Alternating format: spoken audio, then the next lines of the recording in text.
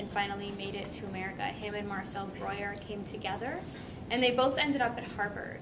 So Gropius became the director of architecture at Harvard, and he built this home in Lincoln, Massachusetts, where he lived with his family. He didn't have his own fortune to build it, so a woman who was a patron of his and knew his work from Germany gave him this plot of land and gave him money to build this home.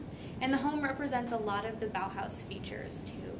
A lot of the exterior is made of corrugated steel. So here's the Bauhaus building, which was Gropius, and then thinking about this home that he built in Lincoln, Massachusetts, we have corrugated steel.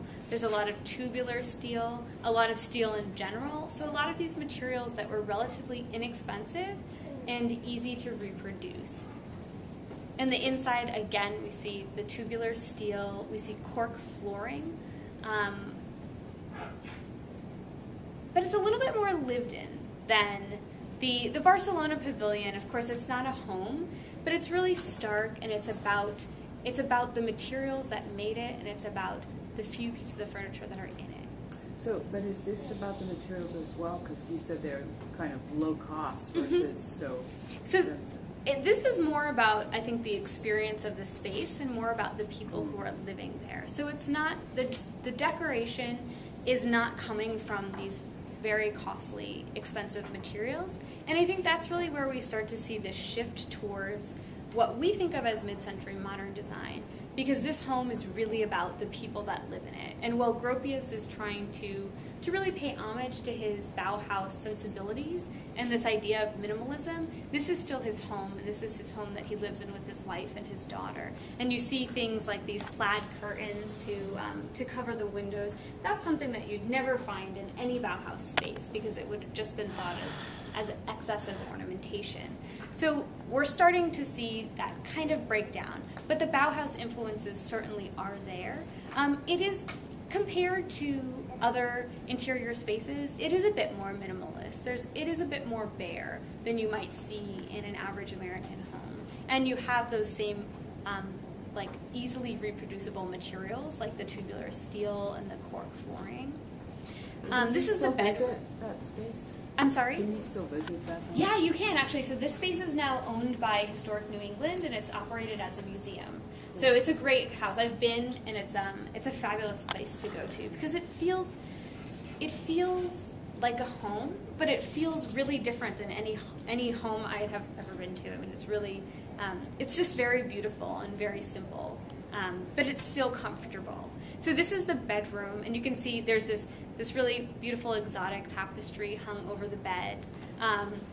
It's not really minimalist at all, but at the same time, there's not much in the room for decoration. So it's not being filled with excess ornament.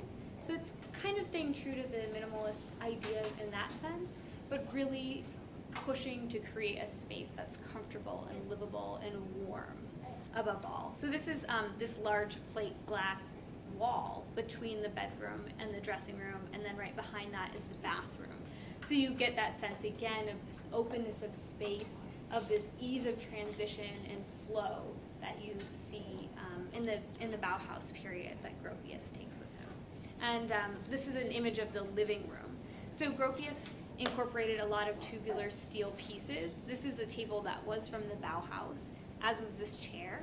And this chair here was designed in the 50s. So as the family grew and lived in the house, they added a few more pieces, but they really stayed true to a lot of the Bauhaus pieces of furniture, while making it feel like a mid-century space, really, by incorporating these textiles that have warmth and pattern, by bringing trees inside, and by kind of creating, I know it's not very colorful, but adding a little bit of color in the artwork and in the carpet and in some of the decorative accessories. So it makes it a little bit more warm. It feels like a livable space. So the original Bauhaus idea was to have minimalist, but it's almost impossible to live in that, right? Right. For most people. I mean, not for Le Corbusier, who is like committed to that idea, but for everyone else, it's very hard to live in, because as people, we have things and we have stuff. And the idea of creating a place that is so empty that it just gives us exactly what we need physically, really, because that chair, those Bauhaus chairs, are giving you just enough of what you need to sit down, but really nothing more. They're not really thinking about comfort. They're not really thinking about how you experience and how you use a chair. Or privacy. Or privacy, really, yes. So there's not really a concern for living. But there is a concern for beautiful objects, for manufacturing in an industrial way. So creating beautiful objects that people can attain, that people can fill their houses with. And that's, I think, the main point that the mid-century takes from the Bauhaus. They take some of the ideas of minimalism. So they take some of the pared down forms, but everything is still about livability and comfort. And they take the idea of creating reproducibility, of creating items that can be mass-produced, but still putting this more livable spin on everything that they include in the mid-century. So for mid-century modern design, why we start with Bauhaus is because mid-century modern really pulls the ideas of industry and art, of fusing those two things together to create beautiful objects that can be mass-produced for a larger group of people, really to get rid of all of the ugly junk that might be out there and that might fill people's homes. There's a lot of inspiration. I'm sure you guys have seen, you feel like a lot of mid-century modern pieces have that minimalist design factor, but even the Eames pieces incorporated in their own space are used in a way that makes them feel comfortable, that makes them feel livable. There's a focus on good design and bringing it to the masses in the mid-century, and there's a goal to create a livable modern interior for average consumers. So those are the real sort of goals, I think, of mid-century modern design. That's what the designers are collaborating to solve those problems. Something that I think is really great that happens in the mid-century is this pairing, this joining of museums and merchandisers. So here in 1950, the Museum of Modern Art in New York City teamed up with the Merchandise Mart in Chicago, and they created the Good Design exhibition. So prior to 1950, MoMA was concerned with this idea of good design, and they were working to try and educate the public and elevate public taste. But finally, in 1950, they had the first exhibition of good design.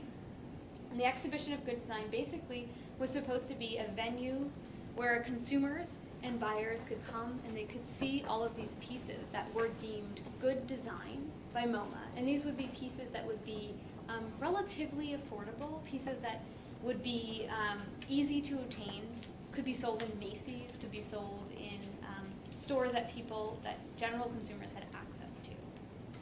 So MoMA was the determiner of the good design? Yeah, basically. So they created this good design exhibition and had a number of people who were on the selection committee that they would select the pieces that were, you would apply to be part of it. And actually, so what they said about how they select pieces and how they chose, what did it mean to be good design? Their definition of good design was design intended for present day life in regard to usefulness, to production methods and materials, and to the progressive taste of the day. So they're really looking at items that are tasteful in their minds. So what MoMA says is good taste. Items that use production methods and materials that are, in this case, they're looking for things that are easy to manufacture and easy to obtain, so affordable materials. And design that is useful and current. So something that speaks to maybe an issue that people have or answers and helps people use. Don't worry. Okay. It happens at once Sure. tonight. And really helps facilitate people's lives. So this is every time they did this exhibition, it started. So they did it for a number of years. It would start at the Merchandise Mart, and they would have hundreds and hundreds of submissions, narrow it down to 250 of what they thought were the best. And then the buyers and the consumers that came to the Merchandise Mart would then vote on their favorites, and that selection of groups would then go to MoMA, and MoMA would put that exhibition on at the museum. So you have these objects then sitting in two spaces, one in a merchandise space and then two in a museum space, which not only helps elevate their status, but helps give consumers a sort of an idea that these are pieces that they should be buying because a museum is sort of giving it their seal of approval. So this is one image of the Good Design exhibition at MoMA in 1951. So the second year that they did it. These were the pieces that were the winning pieces. And you'll see that there are, looking at the pieces, you get the sense of how the Bauhaus minimalist aesthetic translated into many of these pieces. But they are, the way that they're used and the way that they interact with the pieces around them makes them feel much more comfortable. You see, I mean, there's a lot of textiles. The pieces usually have upholstery that feels comfortable as opposed to like a cold leather. Oftentimes there's much more wood being used, especially in seating pieces, but you'll see steel, at least in these table legs here. So you see those sensibilities, but you see in the mid-century that they're really pushing to make things feel livable. They're pushing to make things feel like home. Here's another image from 1952 of the pieces that came to MoMA. And the way that they would organize these pieces is that they would highlight a few pieces in the same way that a museum might highlight a piece as one beautiful piece, but they'd also put them in little vignettes or put them in small floor plan layouts to suggest to consumers how they could use these pieces in their spaces. Because a lot of these designs are fairly different than what most people would be expecting at that time. Think about the popularity of colonial revival or traditional American forms in design, and that's what most people were really used to when they were shopping for home interior goods. And this is just another image of that same exhibition, and here you can see an Eames shell chair, you can see the table that has this steel base table, and so you can see, you know, what goods were being prized and really championed by MoMA, and then the same ideas, those sensibilities from the Bauhaus that are coming through in the mid-century. So I wanted to include this plan of the two rooms that we just saw, just to show that the plan for the Good Design exhibition was done by Paul Rudolph, who was an architect. So the Good Design exhibition was thinking about every single aspect of it. They had an architect designing the space. They had interior designers working on the layouts. They had, you know, a selection committee choosing the pieces and then letting the public and buyers narrow it down. So it was really important to the museum that every aspect of this exhibition really spoke to that idea of good design and really upheld that idea. And the types of things that might be exhibited there would be furniture, decorative accessories, housewares, and kitchenwares was another, kitchenwares and appliances was another very popular piece that was shown. Then this is the catalog from 1953, and you can see that the cover of it has all of these kitchenwares. So that people could get this type of advice in all aspects of their interiors is really what the Good Design exhibition was really aiming to make one's home filled with good design, filled with pieces that were made of good materials and had a good aesthetic to them. So some of the hallmarks of mid-century modern design that really helped define the era. That's what I'd like to talk about now. Again, I love this. This is another image of the Eames house, and just thinking back about this and thinking about how we really define mid-century modern design. Because I think a lot of times we just think about Danish modern pieces or some wood pieces, but it's really more, it's about so much more than that. It's not just about singular pieces of furniture, but it's about how people interacted with those pieces of furniture and what those pieces of furniture meant for people. So we talked about minimalism and how minimalism was really inspired from the Bauhaus. And in the mid-century, they really take the idea of form following function into a lot of the pieces that they create, as opposed to a Bauhaus idea of creating an intensely minimalist aesthetic that is just about the piece. So this is the Philip Johnson glass house in New Canaan, and it was designed in 1949. Johnson worked very closely with a lot of Bauhaus designers, and you can tell that this house right here is very similar to something like the Barcelona Pavilion. And this is definitely something that we'd consider part of the mid-century in America, and really a hallmark piece that many people would have been aware of. So Johnson's glass house really bridges the interiors and the exteriors, much like the Barcelona Pavilion did. It creates this space that's seamless in a way, and that feels like you could flow in and out of it. And I think in more traditional homes, we see that reflected in an open floor plan, an open kitchen that opens to a living room and to a dining room, which is something that was very popular in the mid-century.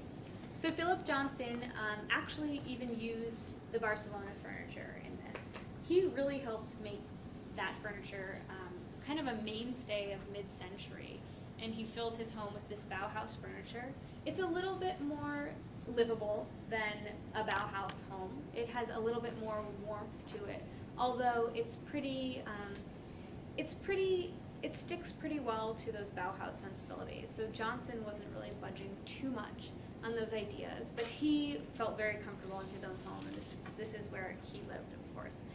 There was another home in the Farnsworth house that was also a glass house, and that was, I think, Mies van der Rohe did that one, and he was very upset with the patron because she put curtains up in it. He said that it ruined the house, but she wanted curtains because she felt like there was a lack of privacy.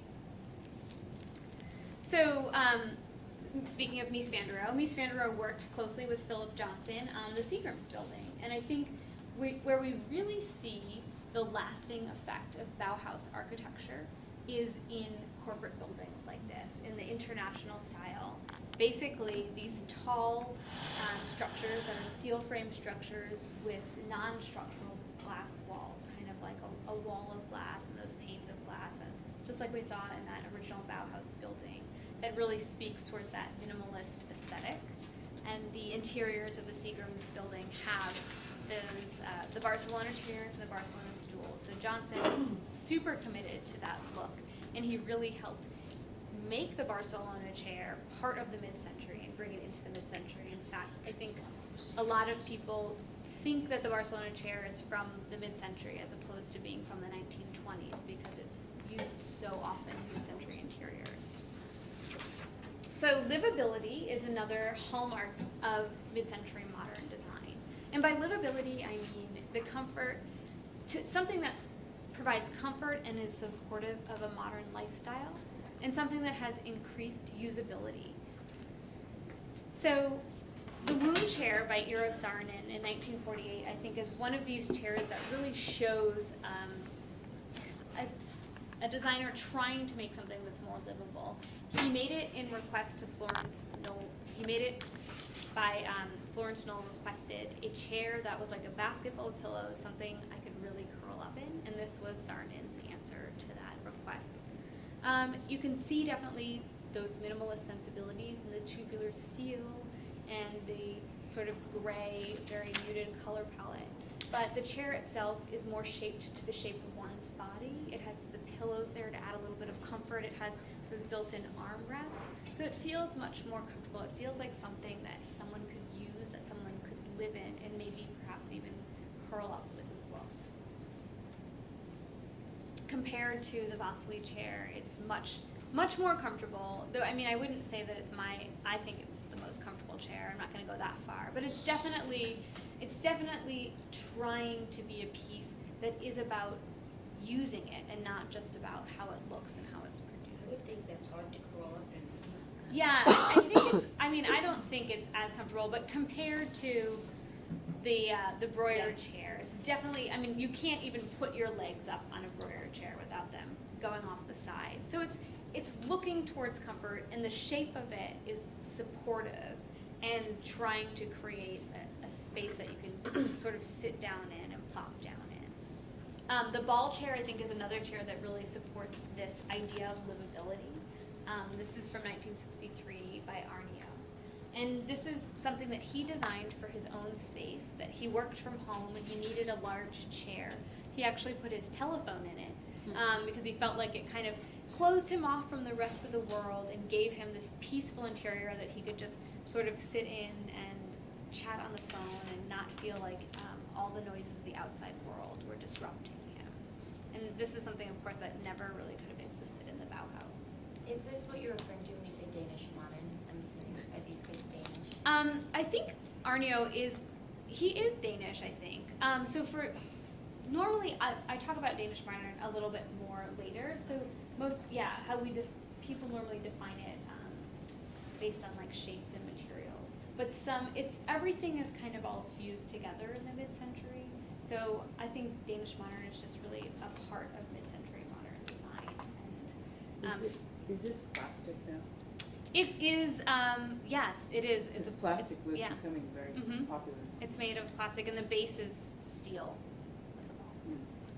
Have you ever sat one? I just wanted to let you know, I have. yeah, I went to Willard I was College. Just about to say they have those chairs. And the library is full of Those those chairs, chairs. and we just, I mean, You'd we sleep would in just them. live in those Yeah. chairs. We Yeah. would not leave them. There's There's also also a- wait to get to sit. There's a bar on Sunset Boulevard in Yeah. LA that has them. They were Oh, there's amazing. somebody on Fillmore Street. I went into the curtain store in Fillmore Street and they had one. Because my baby went in and he was just hanging out on that chair the whole time. So Yeah. it's good to see one here. So a testament